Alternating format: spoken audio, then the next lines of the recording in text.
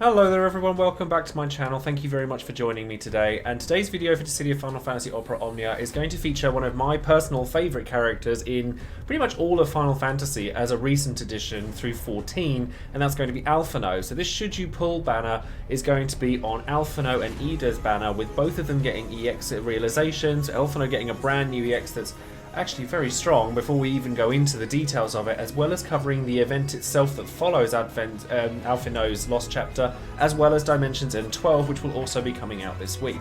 So if that's something that you guys are interested in, then stay tuned and keep on watching.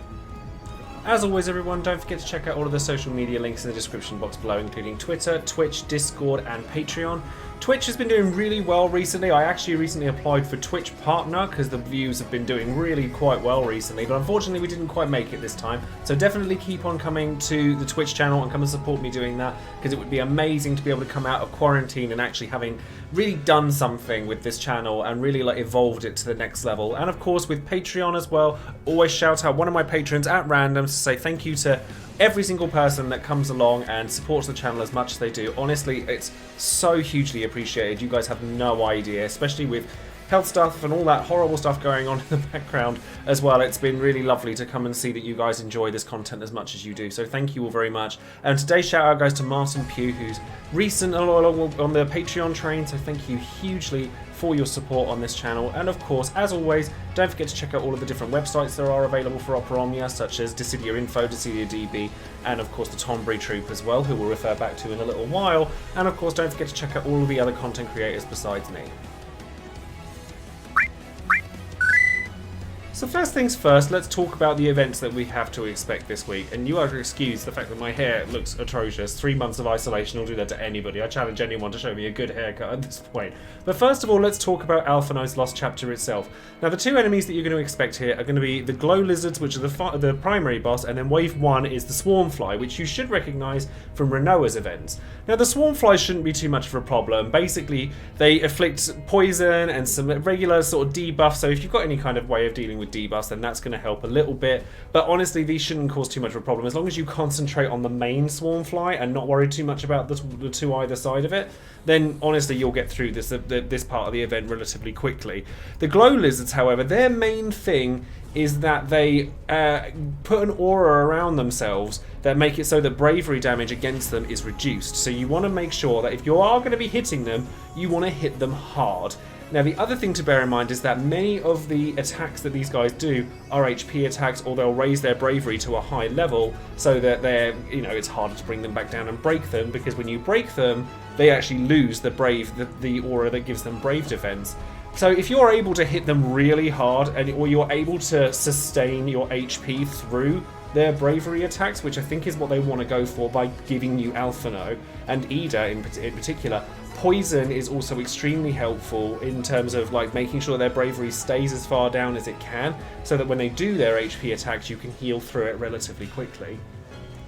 In terms of character recommendations and things like that, because the primary thing with these guys is their bravery is going to stay high and they're going to hit you at least relatively hard regardless of what happens, then bringing characters along that mitigate that are going to be really helpful. For obvious reasons, Arciella is going to be amazing here because she's amazing everywhere, and being able to basically just make it so that there's no HP attacks coming from them at all is going to make your life a lot easier in terms of actually getting around to hitting them really quite hard. The other thing that you could do is bring Freya along, because in a similar way to Arciella, you're not going to care as much if they're inflicting this large amount of HP damage if you've got party-wide last stand. And it also, if they're hitting you, then they're still reducing their bravery to 0, so you can then break them and get rid of that aura for at least until they put it back up again. Beatrix, in a very similar vein, will do the same thing. So if you have Beatrix or Freya or Arciella, then that part of the fight is going to be a lot easier for you. In terms of the poison that Ida brings along, then you could bring a character like Sarah, who does poison in a really sort of spectacular fashion because she does it in multiple ways. Or you could try bringing along characters that can imperil enemies so that at least you're getting a decent amount of damage through them that way. So characters like Fujin or Lan and Rain or Paladin Cecil even kind of encompass that quite nicely. So if you're able to make it so that your attacks are hitting for weakness damage, then at least you're going to be hitting them harder than you would have done through that bravery defense, and it's going to help really quite a lot. Alternatively, you could just bring along a character like Jack that just hits really, really hard and just keeps going until they're broken, and that way you can go about it in such a way where you just go through it with brute force.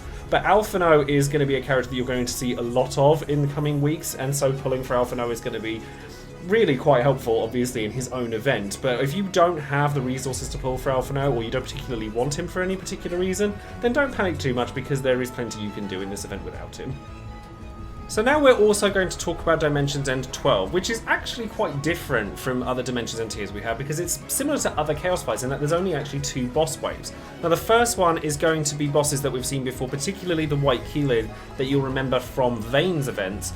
But the main thing with these guys is that they have physical resistance, so you're going to want to bring magic attackers, so Vayne obviously isn't going to be all that great here.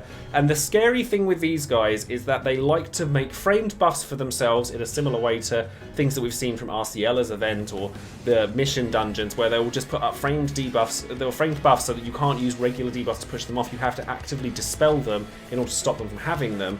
And then they'll do very large AoE Brave and then AoE HP attacks. The White Keylid in particular is one you really want to watch out for, because it's just, if it breaks any members of your party, its AoE HP attacks can just instantly wipe you. So you have to be extremely careful of those attacks. And if you see all pop up at any point during those fights, the chances are they're going to be an AoE HP attack. So you have to be very careful about it. For obvious reasons, Arciella is going to be the premier character to bring along for this, and Alphinaud actually isn't that far behind either, because these guys like to do HP attacks quite as frequently as they do, and they buff themselves very frequently. Then you want to be able to make sure that you can control the amount of damage that you're taking. As in the second wave, you get the Lunatic Weapon Keepers, which are like large behemoths or Atma weapons, or however you want to call them, that also charge up massive attacks by giving themselves a large amount of bravery, abilities that make it so that it's harder to get the bravery back off them, because in a similar way to Alphinaud's event, all the enemies here like to put off brave defenses up, so that it's harder for you to get their bravery back down again. So just bringing a Dispeller along is going to be very important. If you have neither Arciella nor Vanille for this particular fight, then it's going to be a little bit of an uphill struggle, because while I have Sim Clears with less Dispel in their kit, you're definitely going to want to bring something along those lines. So I cannot recommend Arciella and Vanille enough. If you haven't pulled for them already, then I suggest now would be a good time to do so. Equally, because they do quite so much HP damage, bringing along somebody who can heal really well is also going to be very helpful. So that could be Hope. Arciella obviously has healing in her kit as well, which is really handy. Alphinaud, as I said, it brings a huge amount of healing to the table, and obviously brings the offense along as well. Porum makes it so that you take less HP damage in a similar way to Hope, while also making the healing a much, much greater factor for her own kit. So they're going to be all fantastic characters for this particular event. And then you're going to want some sort of magic damage dealer. Ultimecia actually still works very well here. I've seen clears using Ultimecia. As long as you've got auras that make it so that she hits relatively hard, because her attack is really quite low by today's standards, you can still use Ultimecia. Alternatively, I actually think my favourite unit to use in this particular event is actually Fujin, because Fujin has Imperil Enchant in her kit whilst establishing a decent amount of damage, but it also opens up a lot of other characters that you can use, because you kind of circumvent that physical resistance by making it so that they're weak to wind. And because Fujin naturally enchants your party with wind at pretty much all times, while still batterying, while still having like Razor Wind and hitting for damage after they've attacked, and kind of capitalizing on the fact that they do HP attacks quite so frequently, so you break them more frequently.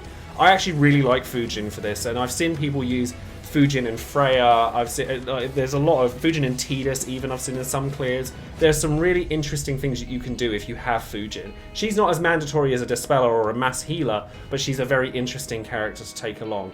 And then as with previous Dimensions End tiers, I've got a lovely little sort of selection of sample teams that have been collected up by the Tonberry Troupe and through their infographics on the event as well. So do take the time to have a look through these, see which kind of characters that you want to take with you, see which ones one of these teams might appeal to you if you're stuck for making a team for yourself, and it will help you a great deal when it comes to the event, and hopefully you'll be able to get those ingots just as much as the rest of us.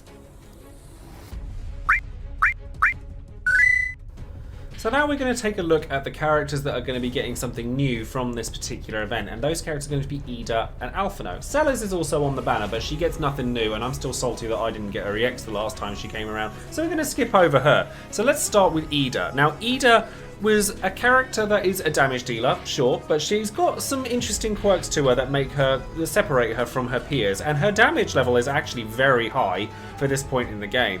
Now, she was always quite weak up until now because her kit was always very awkward, and even with her last rework, basically what you need to do with her EX is you need to kind of level yourself up to get into Snap Punch Plus, which would give her a token of Greased Lightning, which is something that made her EX attack a plus version of itself and therefore much stronger. And the way that you did that was by using Brave or HP attack plus first, so that Snap Punch, which is a multi-hitting attack that were Brave HP attack, would turn into a plus version of itself that was stronger, that would then give you the Greased Lightning and then revert back to Snap Punch, so your rotation would have to start again. Touch of Death is actually pretty nice as well, like you get poison and sap out of it, which is going to be ideal for the particular event that she's a part of because it's going to drain their bravery without actually having to hit them quite so hard. But she does hit really hard at the same time, which is really helpful. But looking at her EX, now Tornado Kick originally was a multi-hitting Brave HP attack, which we always like. They're always good. And it's got a decent amount of Brave Overflow. It's got a fast recast rate, which is great. And then you'll notice that it gets really fast when we hit the realization as well. And then while you've got Tornado Kick equipped, you get the Greased Lightning buff from Snap Punch Plus, which is nice. When you put a book into it, you get an attack boost from Greased Lightning while you don't have a stack of it, and you get a lot of additional effects from it while you do have it. So she gets more initial bravery, brave regen, more Brave Overflow. Her bravery damage is higher. She just gets lots of really nice offensive buffs. And then when she's using Tornado Kick or Tornado Kick Plus, it's group bravery damage before the HP attack, which is nice, and she'll gain bravery off the first attack before she does the second, so it means that the second attack is going to hit much harder. With 1 out of 3, she just gets stats, which is kind of par for the course. With 2 out of 3, it raises the recast speed of Tornado Kick again. Bear in mind it was already fast, and it's been increased once already from Power Stones. Again, it's increased a second time, which is really nice. And she starts with Greased Lightning and all of her stat buffs that she gets from her skills. And then with 3 out of 3, you get, instead of it being a 4-hit Brave HP attack and then a single Brave HP attack, it then becomes a 6-hit Brave HP attack inflicted twice that now has splash damage on top of it, so its damage goes through the roof. And she also gets a Brave Attack plus plus and an HP Attack plus plus. Now this bit is the bit that matters most for Ida, because what happens here is, bear in mind that you need to use these in order to get that the Snap Punch plus, so that you can then get the Greased Lightning to then use Tornado Kick plus. You get a similar effect to Lightning or characters like that, where if you break the enemy with her Brave or HP Attack plus, she then immediately gets a turn straight after it, which it doesn't, and then you just get to be able to use Snap Punch plus pretty much regularly, because the awkwardness of having to go HP plus and then wait for a turn to come back around, Snap Punch plus and then wait for a turn to come back around again, Tornado Kick, and then you kind of it works, but it's really clunky. Basically, what they've given her with all of this realization, all the rework, is a massive amount of stats and damage, which is what you want from her, and the ability to actually streamline the abilities that she has. She's not the best character in the game, but if you're pulling for Alphinaud and you get Ida along the way, she makes her alter ego Lise look a bit pants in terms of damage, if I'm perfectly honest. But I actually quite like Ida. I wouldn't go out my way for her, but I'd be happy if I got her on the way. So now let's talk about Alphinaud. Now, I'm not exaggerating when I tell you just how excited I am for Alphinaud's EX. I absolutely adore this character, and I cannot wait to be using him in Opera Omnia again. So until now, he was one of the 35 CP legends, except he wasn't really that legendary, when he first came out, because he was released after EXs started to come out, much like Freya or Alphinaud. But he kind of fell to the wayside pretty quickly because he was actually quite a generic support character. He batteried, he healed, he did a bit of damage, he had some auras, he had some little bits and pieces that were quite handy, but nothing particularly spectacular. The main reason that you took him was for his auras, which at the time weren't anything to write home about. However, he doesn't get a rework or anything, he just gets an EX, but let me tell you just how overloaded that EX is. Honestly, like I said, until now, his main function was to summon Carbuncle, which was the Moonstone Carbuncle originally, which just gave him some party auras, gave him bravery gen for the entire party during his turn, and then you'd get like Sick and Shining Moonstone, which were very generic brave and HP plus attacks. And Energy Drain was a pretty decent attack that would like drain HP, and then any HP that you got overflowed into bravery, so you get bravery back as well if you hit over your max HP. Now, Leamington or Obsidian Combination is Alphinaud's EX attack. It cancels Moonstone, because one of the biggest things about Alphinaud is you never want him to get broken, because what happens is he loses his Carbuncle and he then has to make it again. So once you've done the Obsidian Combination, it gives you a different Carbuncle, an Obsidian or a darker Carbuncle, that also triggers a 6-hit AoE Brave HP attack on top of it, that also has, like Moonstone, no action delay, no turn count increase. Basically, you're just summoning a Carbuncle and just happening to get a really strong attack off afterwards. The main things that you get from the Obsidian Carbuncle are newer versions of his Brave and HP attack. Now, Sick Obsidian is a 5-hit AoE Brave HP attack that is also that gives him his bravery back, so it's harder for him to get broken. But the real star here is Shining Obsidian, which is a 5-hit Brave HP attack that has 50% splash damage, that inflicts a small defense down and poison on all enemies for 4 turns, and does not consume ability use on the next turn. This means that Alphinaud basically has infinite longevity. As long as you stick to a very strict rotation, you don't run out of abilities, ever. As long as he doesn't get broken and you use the right skills as and when. His HP plus is ridiculous. When you put Power Stones into it, you also get another framed buff from Obsidian Combination, which is Shadow Flare, which raises his max brave and attack, and it also lowers enemy speed and does poison damage every turn. Bear in mind he also puts poison on through Shining Obsidian. It's just a really good attack. We haven't even looked at his realization yet, but his realization's really good as well. So with a book, it's nothing. If you're gonna go in for Alphinaud, and I'll say the same thing for Ida here, you're putting 3 ingots into them. There's no two ways about it, certainly with Alphinaud. And he gets a decent amount of Brave Overflow on top of it, he gets more damage, all that generic stuff.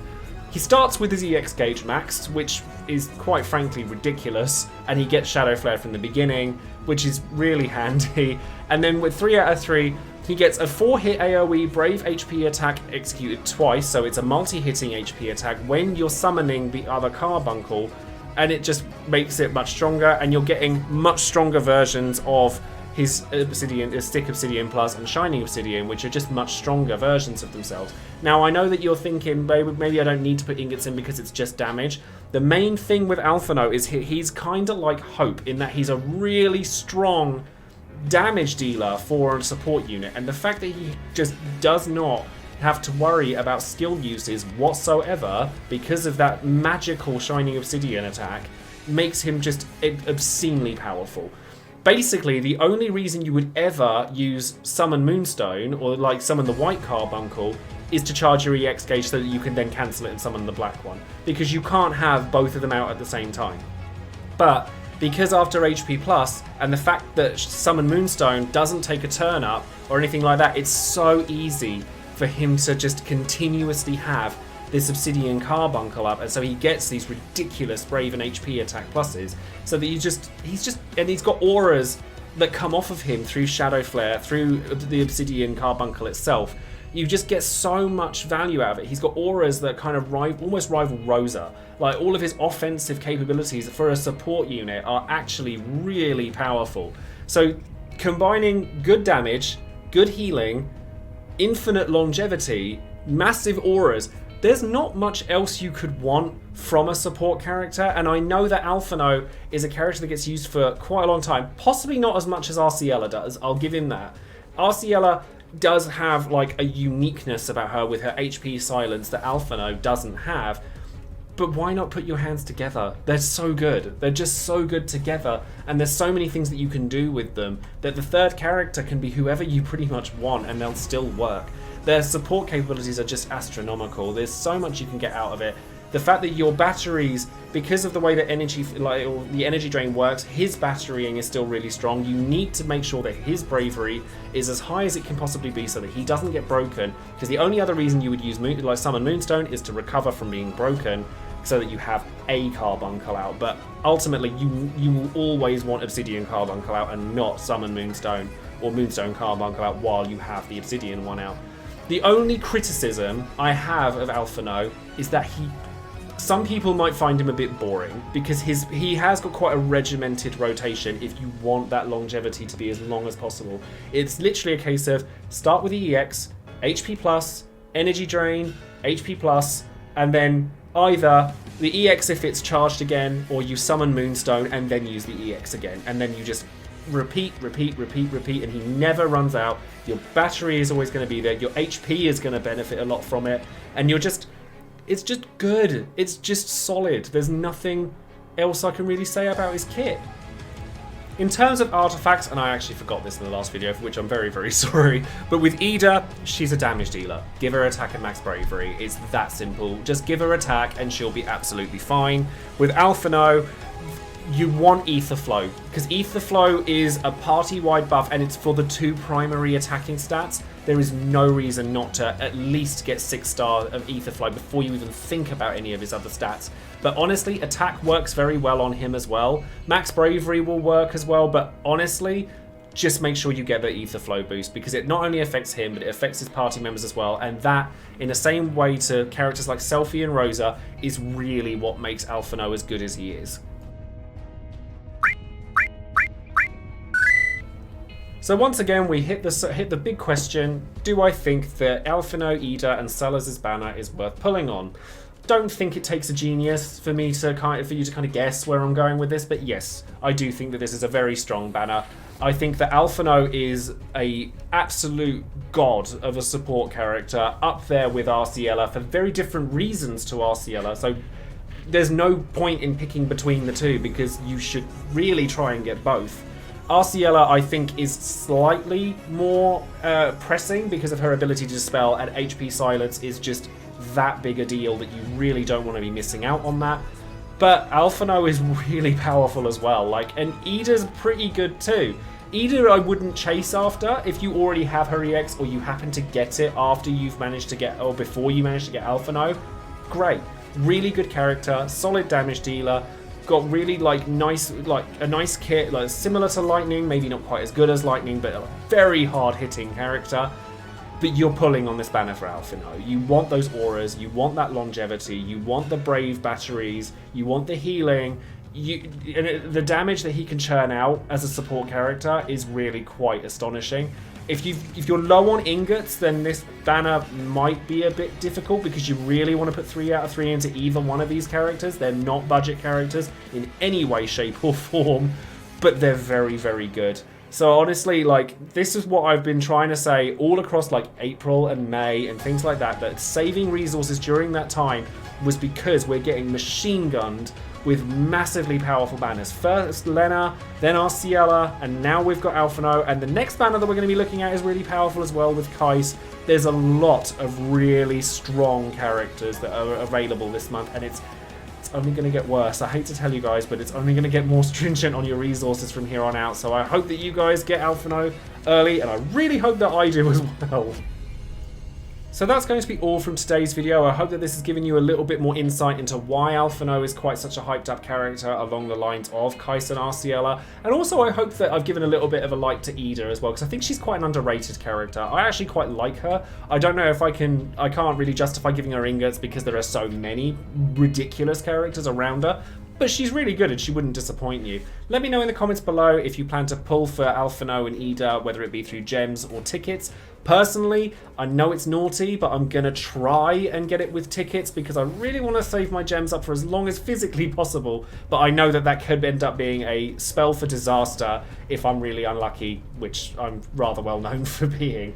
Let me know as well how you plan to tackle the event, particularly if you're not planning on pulling on Alphinaud and Ida, and let me know how you guys plan to tackle DE12 as well. But that's going to be it from me, and I hope to see you guys in the next video. Don't forget to like the video, subscribe to the channel, and ring that bell for notifications so you know any other videos that I have coming out. I have my offline mode stream tomorrow if you'd like to come up for that, and of course I'll be streaming every event for Final Fantasy Opera Omnia as they're released, so love to see you all there as well.